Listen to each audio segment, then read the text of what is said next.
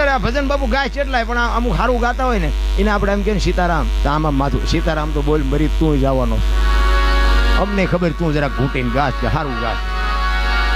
પણ બાપુ નાના થાવું નથી કોઈ, નાના થઈ જાવ બાપુ, જીવવાની મજા આવે. એક છોકરા છે ને દડે રમતા હતા, દડે એક છોકરો પાટું મારે ને આમ જાય, અહીંયાથી બીજો છોકરો પાટું મારે ને આમ જાય, એમાંથી અહીંયા એક સંત નીકળ્યા.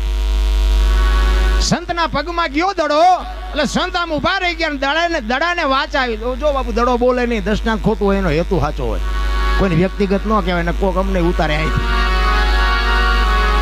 દડાને વાચ આવી. દડાએ કીધું કે બાપુ તમે નો મારતા, કે હું તો નહીં મારું, પણ આ તને બધા મારે છે શું કામ? કે બાપુ એ મને જ નથી ખબર, તમે મહાપુરુષો કંઈક કયો ને, મને મારે છે શું કામ? અને પછી હાથમાં દડો લઈ અને સંત કહે છે કે તને મારે શું કામ, તને ખબર નથી ને? તો કે ના, એ કે તારી મારી પાસે હવા છે ને, તેમાં મારે હવા કાઢી નાખ, કોઈ ન મારે ના. તમારામાં મારામાં થોડી થોડી બધા નામ નથી, એટલે આ જીવવાની હવા છે એની વાત નથી કરતો. ઈ હવા વહી જાય તો લાકડા ભેગા કરે, ઈ હવાની તો જરૂર છે, પણ અમુકને પૈસાની હવા છે, કુટુંબની હવા છે, પ્રતિષ્ઠાની હવા છે, સંપત્તિની હવા છે, થોડું ઘણું ભગવાને રૂપ આપ્યું એની હવા છે, ઈ કાઢી નાખો. અને હવા એનો હું તો અક્ષર કરો તો વાહ થઈ જાય, તમારી હવા નીકળી જાય, આ દુનિયામાં વાહ વાહ થઈ જાય હેરા.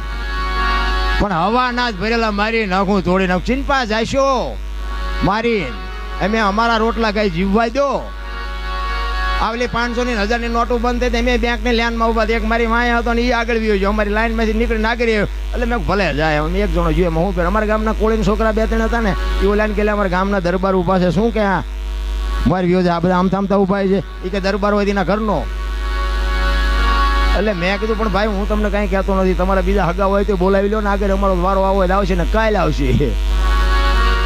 એ કે દરબારો આમ કર્યું ને તેમ કરીને ઉપાડો લીધો છે ને, દરબારોને આમ ફલાણું ડુંગું જેટલું બોલ્યો ને, પછી મેં એને હળવેક લઈને કીધું તું થોડોક મોડો ભેગો થયો બેટા, હવે સુઈ રહ્યા છીએ, શું ધરવાઈ દો, નકર ઝઘડા ચમ કરાય ને ધોકા ચમ મરાય ને, એ અમારી નિયાળમાં ભણવા આવવું પડે. છૂટ્યા છીએ, છોડવા દો.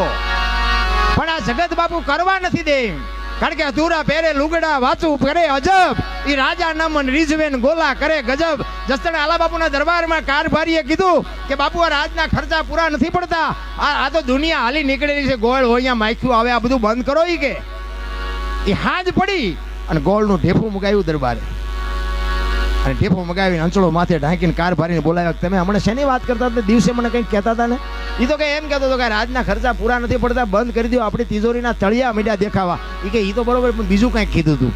એ તો કે મેં તમને દાખલો આપ્યો તો ગોળ હોય અહીંયા માખ્યું આવે, એમ અંચળો ખેંચો ને, કે ગોળ છે માખ્યું કેમ નથી આવતું? અને પછી કારભારીએ કીધું એ કે બાપુ માખ્યું તો દી હોય તો આવે, રાતે નું આવે.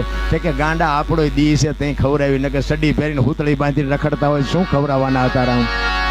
હે કરે છે કોક બીજા ને, બીજા જોઈ નથી શકતા, સારું થતું નથી, બીજાનું સારું જોઈ શકતા નથી, એવું ડકે સડ્યું છે. તો અમુક ને ગાડીઓનો વ્યાજ થાય નહીં, ગાડીઓમાં કોઈ બેહારે નહીં, ઈવડે લઈ શકે નહીં. એને મારા દીકરે કોકના ખિસ્સા કાતરા લઈ, આને ગાડીનો વ્યાજ, તારે નો વ્યાજ હોય કોઈ ન હોય. સોરો હોય ને સોરો, અહીંયા રીતિ સીધી બધી બેઠી હોય, અહીંયા વાતું થાય એવી જ દે. ગામમાં કોઈ ટ્રેક્ટર લાવે ત્યાંનો હપ્તો છે ને ભર, તું ભરી આવજે. અહીંયા વાતુમાં કઈ રામાયણ ગીતાની વાતું ન હોય. આને ઈ કે પ્રકાશભાઈ ને ઘઉં નતા થવાના, એટલા બધા ઘઉં ચમ થયા? હવે તારી ઘોડે સુલાઈને આજમણીમાં ટાંટિયા ભરાવીને બીડીઓના હાથા થોડા કર્યા, રાતે પાવડો ખંભે કર્યો અને ઘઉં ન થાય, પણ જોઈ જ નથી શકતા. આટલું થવું જ ન જોઈએ. અને એમાં કોક ને કઈક નુકસાન થયું હોય, હા ઈ જ લાગનો છે, એને આવું જ થવું જોઈએ, જાણે ચમ એના ઘરમાં જ પીવી ગયું. અરે બાપુ આ જગત છે ને, જગત ને કોઈ, મારો કહેવાનો અર્થ એ છે કે માર્ગે, આ તમે વિચાર કરો, કચ્છનો બારવટીયો જેસલ જાડેજો સતી તોરલના પ્રતાપથી જે માર્ગે ચડ્યો, હવે એક બારવટીયો બજારની માલિકો નીકળે અને બારીઓન બારણા ફટોફટ બંધ થતા હોય, અને ઈનો ઈ બારવટીયો જેથી બાપુ ભક્તિના માર્ગે ચડ્યો, તેથી આ દુનિયા એની માથે શું કરી છે? સતી તોરલના કપડા માથે લઈ અને નદીએ ધોવા નીકળ્યો ને, તેથી પ્રજા આમ બેઠેલી ને એ કે આ જો આ ઓલા જેસલ બારવટિયા જાય, જો એમના બૈરા લુગડા ધોવા જાય. ઓલો જેસલ મનમાં હળગી જતો તો હવે કરવું શું? આ પ્યાલા ભેગા થયા હોત તો આ દીકરા મારાના સરનામા નો ભૂહી નાખ્યા હોત. સતી તોરલે જાડેજાને બાપુ આ જ ભલામણ કરી હતી એનો જ્યાં બાપુ ભજન છે ને એ વાતું પડી છે, એમને ભજન ન થઈ શકે. તમારે લખવું હોય કોઈ પણ ભજન હોય, કોઈ પણ સાખી હોય, બાપુ એમાં સંતોએ પોતાના જીવન હોયમાં છે, તમને ને મને બતાવ્યું છે. સતી તોરલ બાપુ વાયકે ગયા ને, માફ કરજો, જેસલ જેથી વાયકે ગયા ને સતી તોરલને ભલામણ કરી હતી કે આપણો આશરાનો ધર્મ ન જાય, કોઈ સાધુ અભિયાગત ભૂખ્યો ન જાય, ધ્યાન રાખજો. ઈ જેસલ વ્યા ગયા ને પછી બાપુ 4 સાધુ આવ્યા. અત્યારે બધા વાણીમાં કે સાધુ આવ્યા 1,04 જાડેજા, 4 લાખ તો અત્યારે ભેગા નથી થતા, તેદી થયા હોય. એટલે આ બધું ડીંગો ડીંગ જ હાલે છે ને બધા વાહ વાહ જ કરે છે. 4 લક્ષ લઈને આવ્યા, ધર્મ અર્થ કામ અને મોક્ષ.